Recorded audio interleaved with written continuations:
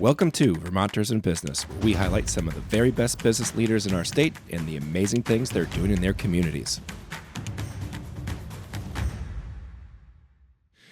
People of Vermont, welcome to Vermonters in Business, where our mission is to highlight the businesses and business leaders in our state. They're doing amazing things in both their work and in their communities.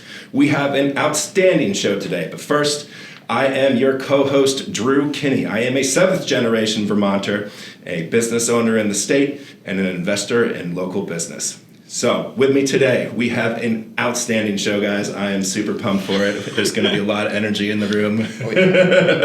More so than usual, which is a fun thing. There's four of us, so that even kicks it up another level. Yep. Before we dive into it, please join me in welcoming my co-host on the show. He is a serial entrepreneur, a Boston sports almanac, pretty much, right? Yeah. Knows everything.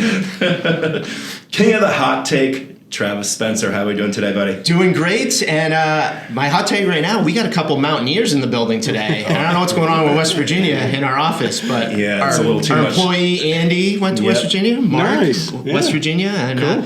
So we could talk the disappointing basketball season the Mountaineers had. And football season. It is kind of an interesting dynamic out there now, but one of the things that I've really enjoyed, because I'm a Hokie, is that we've started playing West Virginia again. And that is one of the all-time great rivalries for the Black Diamond Trophy, so it's nice to bring it back. That's right. But I'd rather West Virginia than Miami, Travis. I'm sorry. All right, so we have two guests on our show today. First one is Reuben Stone of Stone and Browning Property Management. Reuben is from East Montpelier, Vermont, where he lives with his wife, Jenna. They do not have any kids, but they have a dog named Rugby, and I've heard he's a good dog. He's a great dog. Yeah, that is awesome. Reuben was voted a 40 under 40 by Vermont Business Magazine, which is a great accomplishment. Congratulations. And they've been at Stone and Browning for over 10 years now. It's our 10 year this year. Yeah. 10 year this year. That's incredible, guys. Next up, we have Mark Browning. The Browning part of Stone and Browning. Also from East Montpelier, Vermont, where he lives with his wife Quinn and their dogs Porter and Dixie. Yeah. Are they good dogs too? They're great dogs. They're great dogs. It seems like lately we've had quite a thing with dogs. We've got more dogs than ever in the office now. Everyone's got a puppy. And we need to start our own dogs of Kinney Insurance. That's great. Maybe we start the podcast. We just bring out the dogs. Right, exactly. Puppy bowl. Watch the views. It works for Portland. The views go through the roof. You know. All right, guys. So as we do with every show, we start off with what we call the Vermont Hot Seat. Are you guys ready for the Vermonter Hot Seat? Ready. Born All ready. right. We will start with Mark. Mark, pancakes or waffles? What are you having with your Vermont maple syrup? I'm throwing a curveball today. We're going French toast. French toast? Ooh, yeah, okay. Yeah, hope that's all right. But, I mean, you put that stuff on anything. Yeah, can't go wrong. Can't go wrong. And for you, a perfect day, is it a winter day at the mountain or a summer day at the lake? Well, middle of March right now, so we're going summer day. Yep. Can't beat it. Yep. Love it. I think that happens. Depending on when we record, people usually drives people's They're itching answers. for the other one, for sure. Makes sense. Yeah. The problem is then we'll air it way late, and it's it doesn't make sense. But All right, and it's your birthday dinner, and you can go to any restaurant in the state. Where are you headed? We're going Good Measure Pub and Brewery in Northfield, Vermont. I like it. And summer day, what's your creamy order and from where? I mean, on the maple syrup quick kick, we're going the Maple Twist. Yeah. From Bragg Farm, East Bragg Montpelier. Farm, all right. Yeah. I like it. I haven't tried that one yet. Yeah, it's a good spot. Add it to the list. Yeah. That is one thing we should do a tour next time we grab Travis all and the go places. to all the spots that people have recommended. Again, that's one taste. One taste creamy.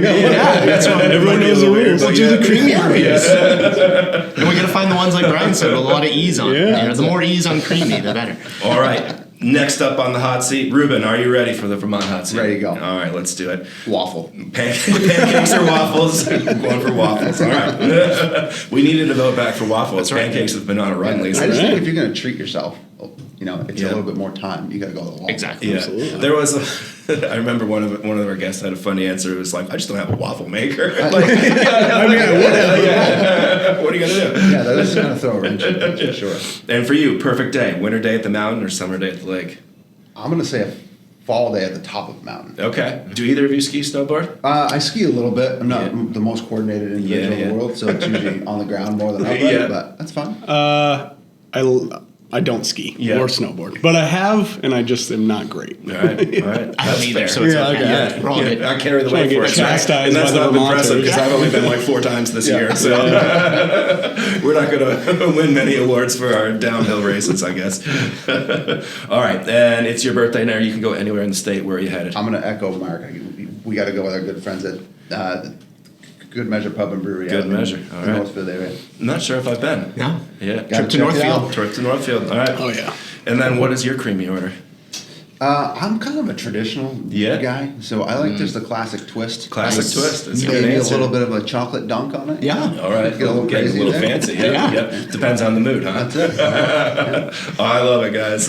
Cool. So that's the Vermont hot seat. And Right on. too crazy We there. survived. You did survive. Yeah. Well, before we get going any further, we do have to mention where Reuben went to school because it's from That's my true. home state. It So is in your home state, University of Southern Southern. Maine in Portland. Yes. Yep. Yep. That was I unfortunately was there like just before things began to blow up in Portland, and now it's changed drastically now. But shout out to the 207s. absolutely. All right. Very cool. What's the mascot there? Huskies. Yeah. Huskies. Yeah, Okay. All right. We were D3. Great baseball yeah, program. good. Yeah. that's good. All right, I'll get started. We'll get into the meat and potatoes. We already mentioned it, 10 years. So tell us, let's start with who Stone and Browning is, what you guys do, and how did it get all started 10 years ago? Take it away, Mike. Yeah, so hard to believe a decade this year, which is obviously a huge accomplishment for us. Extremely proud of what we've been able to create, but I'll take you back to kind of the very beginning, and then Reuben can kind of talk about where we're at now. But yeah, so on my mug here, if you can see it, it's a picture of Reuben and I. I had a little day one. I had a little more hair, a lot of sepia filter on that. That was back when Instagram was big, or it still is. But yeah, so we started back in senior year of college. We were kind of working as custodians at our local middle and elementary school. And kind of started chatting, like, what are you doing after college? And we had some mentors in the real estate world, and we kind of put our heads together and said, let's start a property management company with the intentions of kind of getting into real estate investing. And we've successfully been able to grow that, and kind of let Reuben tell about kind of our story over the past 10 years and where we've kind of taken it to. Yeah, so what we do on a daily basis is we help rental property owners manage their investments. So we do everything from the rent collection to the bookkeeping to organizing the maintenance, and just kind of allow them to be hands off and concentrate on either their full-time jobs or other interests in life that they have. Yeah. And we just kind of protect everything. So back elementary school when we were working there, we were just like, neither one of us had any idea what we wanted to do. So we were both in year 5 of college. Not that we weren't smart enough to complete in 4 years. Sometimes you need a red shirt sometimes here. it It's not a happens. big deal. Yeah. We'll fit through that. That's fine. But just got on this real estate kick, and we're like, we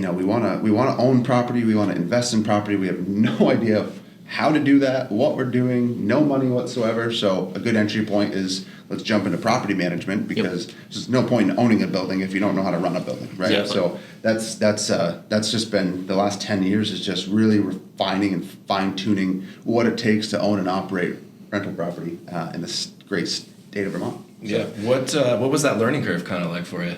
Oh, it's just drinking from a fire hose Yeah. basically for the first couple years. Yeah. Making educated risks, and so that way if things didn't work out, it wasn't a complete train wreck. But luckily we can confidently bring up that over the last 10 years, like, we haven't made any gigantic mistakes really. Like, we've made pretty educated guesses. Something didn't work out quite as planned, but we were able to pivot and adapt. And now today we have 27 employees now, and That's awesome. it's where we are now is all contributed to our great team. So. Yeah. 100%. Well, I remember meeting you, in B&I. That's how we first got Yeah. introduced. And I remember at that time, and that was years ago, I mean, you guys really you brought technology into it. You had systems, you had structure.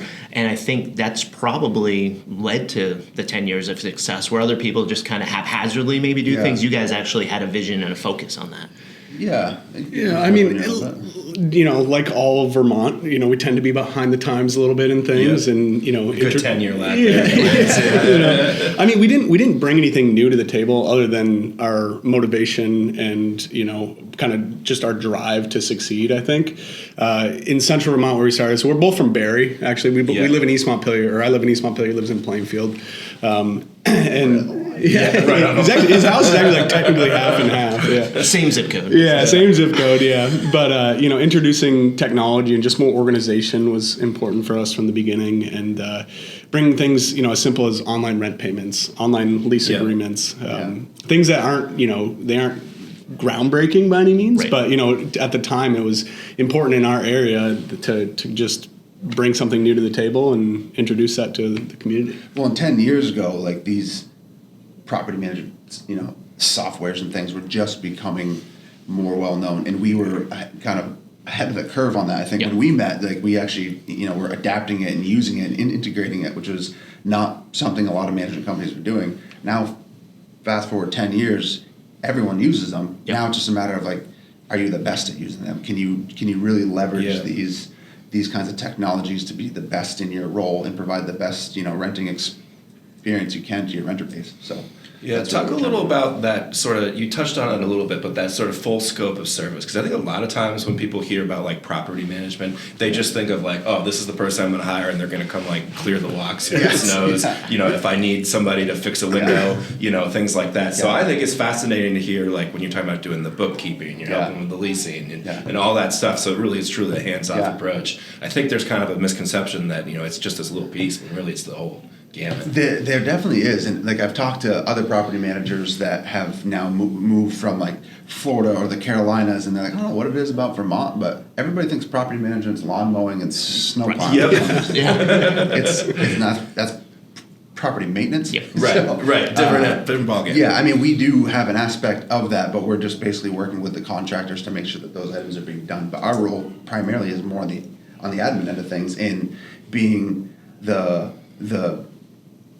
kind of the interpreter between the landlord and the renter, and just making sure that the renter is taken care of to the best of our ability, that the maintenance issues are being addressed, any tenant issues are being addressed, and then from the property owner's point of view, their bills are being paid and the rent's coming in, and like the capital improvement planning's happening, and so there's a whole conglomerate that kind of gets thrown into it for sure. Yeah. And you mentioned it. The one thing I think that you guys do to benefit, I think investments in real estate is great. You can have your portfolio of stocks and bonds, but I think real estate really needs to be a part of anyone's investment portfolio. But one of the biggest challenges you always hear when you talk to people is like, I don't want to be a landlord. Yeah. And they'll use that excuse to never get into that realm and get into that. And you really are relinquishing that from them. They're just, hey, you buy the property, we're going to handle it all, and that's the advantage you give to people, what you do. Yeah, that is exactly it, 100%. The biggest challenge we have as property managers is we're not involved in any of the acquisition process leading up to it. So depending on how that piece goes, it could really make our job really difficult. If we're running tight margins already and we got to implement these plans in place to boost revenues and chop operating costs in a timely fashion, it can be very challenging for sure. So is it good for someone who's looking to become a landlord or buy investment real estate to talk to you guys or a property manager before even going down that road of buying that first property, so they have a better understanding of how cash flow works and things like that? Yeah, I mean, it's extremely important to be involved from day one. The challenge that we're having right now, and I think we all recognize it, is that everyone and their brother wants to be a real estate investor now, right? You watch these podcasts, you hear clips online and whatever, and people kind of just jump into it without really thinking about the implications of getting into the industry. So, I mean, ultimately, back kind of what we said at the beginning is property management is the foundation to like a successful property, right? That's really what is holding the building up. So knowing property management, knowing your market, knowing how things operate is extremely important. And those are all, traits that our team has just mastered in this craft. So we've been fortunate. And we always talk about this with guests, especially in the real estate realm, that Vermont is totally different than the rest of the country. It's different from an economic standpoint. It's different from a property value standpoint. It fluctuates differently than national. So to your point, when you have people moving in from another area, they might not understand the landscape, and that's really where you can benefit with your years of experience working with people. Yeah, I mean, it is and it isn't different, I guess. Like, we're all feeling the same problems here, feeling the supply issue, we're feeling the price issue, we're feeling the inflation issue. Like, there's a lot of overlapping things that are common here in Vermont as well as the rest of the country. But yeah, I mean, to Mark's point earlier, it feels like it's delayed a little bit. Like, I feel like the rest of the country has things happen, then a couple months later, Vermont kind of a couple of years. But yeah, I mean, it's a very touchy topic, especially in Vermont right now, just because we've been so underbuilt for so long that there's a lot of competition. So renting is the more appealing option right now when compared to owning a home from a cost point of view. So as a company, we do the best job we can to protect that and just really treat people and allow them to kind of build that foundation to ultimately buy the house that they want down the road. But in the meantime, we just want them to be as happy as they can with their rent from us. So. And over the 10 years, what trends, we talked about technology, but what trends have you kind of seen in the real estate world, in the rental world, in that decade that you guys have been in business? I mean, there's a lot of them for sure. I think one of the big ones that stuck out to us is, and you'll notice that moving forward, like we talk about our tenant base as our resident base, because just as much as we work for the property owner and the investor, we work for the residents. Right. And that's like, we are that intermediary between those two parties, and it's our job to make sure that everyone's happy and kind of can play together, But I mean, I'd say one of the largest differences, when we entered the industry, it was very much landlords trying to wring the rag, as much as they could, and not really putting the time and attention to not only their buildings, but their resident bases. So that had a lot of trickle down effect to us. It was always, anytime you hear a landlord, renter history or story, it's always like, I hate my landlord, I hate my tenants. Like, it's never like, I love my property manager. But, we flipped that script a lot and really tried to put more structure around how we're dealing with those two parties. Well, it makes sense. If you have both sides happy, they're going to rent for a long time, and stick around. Right. It's better for the long run. Right. To answer your question a little bit more, I think the biggest difference here in Vermont is you don't have a lot of like institutional investors. So you go outside the borders, it's usually a group of individuals that are buying this as an investment vehicle. Here it's a lot of mom and pop operations, right? That are trying to do it the mom and pop way and don't really fully understand how to create value with rental property, and they don't fully understand that, by investing back in your building, you're going to be able to get more out of it, and you're going to keep your renters longer, and they're going to be happier. And there was a kind of a pretty big disconnect on that when we first opened the company. Like, what do you mean I can't get market rate for this apartment that's got bright red shag rugs from the 80s? Well, you kind of answered my follow-up, because when you started, Mark, a few seconds ago, I was going to say, do you think it was just short-sightedness amongst landlords? To your point, they're just trying to wring every dollar, but not realizing this is a long-term investment. You gotta upkeep the property. You got to be a good landlord, and it's going to pay dividends down the road, as opposed to trying every month to just get more.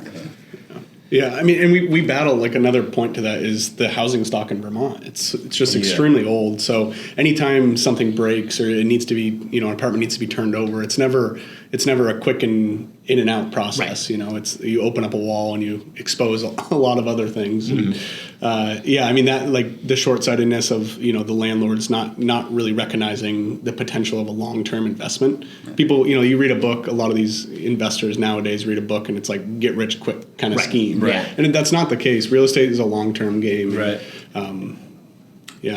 Right. But you got to do your job in the short term to be long term, right? Exactly. So now that you guys have kind of hit 10 years, I'm going to ask both of you this to get an answer from both of you. If you could go back, to day one, so 10 years ago, what's one piece of advice that you would give yourself? You hop in your time machine about, the company and what how to move forward.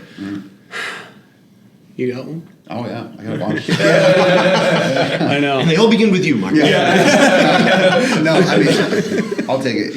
Again, like, we've never made big catastrophic errors along the way, but there's things that we've done that I would have done a lot differently, of course. And one of them is I would have paid more for good people.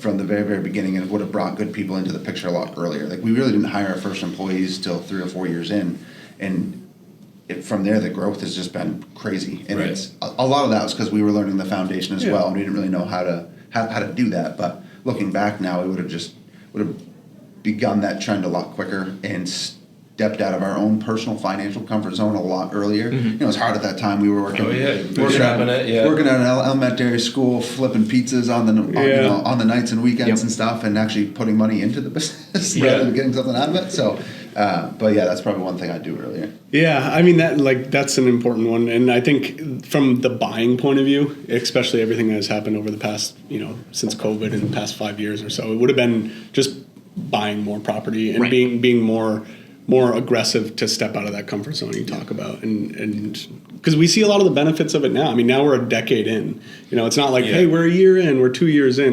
We have a track record now. We have a name. We have a good brand and following, and I'd say that's a big one for me. Because isn't that what they say in all the books? When's the best time to buy your next property? As soon as you can. I love it. Great answers. People are always a challenge, and in any industry, any business, it's hard to necessarily make that investment, but it's definitely critical for growth. Yeah, and it's not it's not that it was a challenge. It was more just like fear of, if this doesn't work, you're putting somebody else's livelihood at risk. Yeah, absolutely. So there was a lot of that. Yeah, that in the picture. Burn the boats mindset kind of a thing. You're all in, right? That's it. I love it. So what's the next decade have for Stone and Browning? What's in your future? A lot of stuff. Yeah, we have some awesome ideas. Again, I think the most important thing to highlight about our company is our team. We've been able to grow. We have just a phenomenal group of individuals who work for us, who genuinely they feel the pride that we have. They take a lot of the responsibility of the day-to-day stuff, and they wear it on their shoulders, and it makes us really proud to look back and look down on them, not down on them, but look at them about it. And I think we wouldn't be where we are today without them. Yeah. So I'll let Reuben kind of tell you what his next 10 years of the property management. We have kind of three entities that we run and operate on a daily basis. We have obviously the property management company, which has been a lot of hands-on for us for the last 10 years now. We've gotten that to a point now where we have good operators in place, great team in place, just structure and processes more predominant, so we can kind of still have our hands in it and on the pulse, but we can back out of that a little bit more. And then we own a real estate investing partnership, just the two of us. But the new avenue that we're trying to go now is really integrate the managing company into that, as well as more of a private equity model. We want to go after larger projects, larger unit count deals, not necessarily in Vermont, but bring other individuals that are hardworking, that want to diversify their portfolio, like you brought up earlier, that want to get involved in the real estate world, but either don't have the time or the energy or the desire, want to be more passive in it. That's really where we're going for the next foreseeable future. Yeah, I love it. Yeah. And how's that rolling out? I mean, is it in its infancy still? I mean, it's a challenge growing. Like, we have 3 different hats we wear. Like, luckily, it's all real estate involved, so they all talk to each other. But I mean, the first goal was to, our partnership, grow that to feed our management company. So that way, we are primarily, managing what we own. Where right now we're primarily managing third party, which we will always have that aspect of our business. We have a really good client base. But yeah, it just takes time to find the right people. And back to your point about 10 years ago, talking to yourself, taking the risk on really quality individuals and bringing them on board for the ride. Yeah, and it's not that the last 2, 3, 4 years have just been so all over the place. For everything going on. Right. And there's a time to put your foot on the gas, and there's a time to back off and kind of internalize and work internally on stuff. And that's what we've done the past couple of years, is just really concentrate on our team, our processes, our client base, and just really trying to refine that and get that to a good point that's more stabilized. Now it's the time where, before things have gone crazy again, to begin really concentrating on this private equity model. So it's been slow, but it's just because we've been putting a lot of time and energy and effort into making sure the management company's in a good spot. So. And I know this isn't a space you guys play in, but since you're in rental properties and the real estate market for the last decade, short-term rentals. Yeah. What are you seeing? Again, I know it's not something you guys do, but we're seeing a lot of people moved in during COVID, bought properties thinking they're going to Airbnb them out, but now we're starting to see a lot of municipalities and towns putting some limits, restrictions. Do you think we're going to see more of that, and there's going to be a shift back to those properties having to be longer-term rental properties? And what are you advising people, if you will, or what are you seeing? Yeah, I mean, Airbnbs, VRBOs, all of that obviously are a huge aspect of the market. And yeah, you're seeing a lot of things being tightened down from municipalities and local governments kind of cracking down on them. It's not a space that we play in, right? We're the longer term rental guys. I think more of what we're seeing right now, and we kind of were chatting about it on the way up, is the accidental landlords. People who have single family homes that aren't ready to sell them. Maybe it's due to the interest rate that they have locked in right now. And they're kind of being forced into renting their properties out. When maybe that property isn't a rental per se, it's more of just a single family home, whether it's up to code or maybe they don't have the processes in place. So we're seeing a lot of that. But yeah, on the short term rental thing, it's something that has interested us. It's just we don't play in that space. We're the long term kind of multifamily. Yeah, and I definitely think it's going to become more regulated in Vermont for sure, especially just because we have the inventory issue that we're battling, right? Absolutely. Right. Again, the accidental landlords that are holding on to these 2.5%, 3% interest rates because they don't want to give that up, so now they're renting, and then you got Airbnb on top of that. It's pulled a lot of inventory off the market, which is making it more challenging for individuals to buy homes. So, because it originally started as a condo at the ski resort, that was your short-term rental, and then it became outside investment money. We're like, I can buy this property in Vermont pretty inexpensively and start renting. You hear stories of it all the time. We had some renters and clients that we worked with that allowed their tenants to Airbnb their apartments for premiums. Long-term rental, you can Airbnb it, do it, whatever. But it's definitely getting a little crazy for sure, but it's not an area that we know well enough, and it's just because it's a whole nother layer of processes. It's a whole other team. It's a whole other everything, and I mean we know enough to be educated on the topic and kind of have our hand on the pulse of it, but it's not anything that we have under our umbrella right now. In my vision, it just seems like a quick hit that's not stable for the long run. So I think that's kind of what we saw or have been seeing over I think from an investment point of view, like when we're having a look at projects, the Airbnb, like worst case, if this doesn't work out and we need to exit, Airbnb is like the last resort. Because if you start building a model around Airbnb, it paints a totally different financial picture, and it's just not going to be, again, it's not going to be around for the long term if you're really going to lean heavily on that. So. I'll give you guys kudos because I would feel like in your space it would have been so easy to get sucked into that market. Oh, we thought about it. And so to not and focus on what you do really well and dial that in, I think is a competitive advantage, frankly, for you in that space. Yeah, and I mean, I can count 3 or 4 times we were this close to being okay, let's do it. It's like 100 units or something like that. It's a good account, and you do the math, and you're like, man, that's a big number. Right. But then you're like, wait, I need 10 people to do this, where if these were just apartments, I need 2 people to do this. Right. It's a whole nother ball. Like the closest thing we've done is shorter term rentals for traveling nurses and things like that. 3 to 6 month lease, or even working with agencies and doing master lease programs where they have the ability to place their renters in it, but the lease flows through that entity. Yeah. Huh. Do you have any? Not off the top of my head. Anything that we missed that you guys want to add or throw out there? No, we just appreciate you guys having us on. Absolutely. Obviously, this has been a great. Yeah. One thing I add is you guys are huge proponents of the city of Barrie, and I think that's great. That's our community. I mean, that's like we have an office. Our headquarters is in Barrie, Berlin area, and then we have an office in Burlington as well. Yeah. But yeah, Barrie's our heart, and it's where we grew up, went to high school there, and take a lot of pride in that community for sure. Absolutely. But like anything, any community we're in, it's our team's passionate about just making that community better. So. Yeah. Awesome. Well, we appreciate you guys coming on the show. Thank you, It was guys. a fun time, fun conversation. Yeah. As we close every show, we put it out there to the universe. If you guys know any Vermonters that are doing some outstanding things that we should have on the show, please send them our way. We'd love to have them. But thanks again, guys. Thanks. Appreciate it.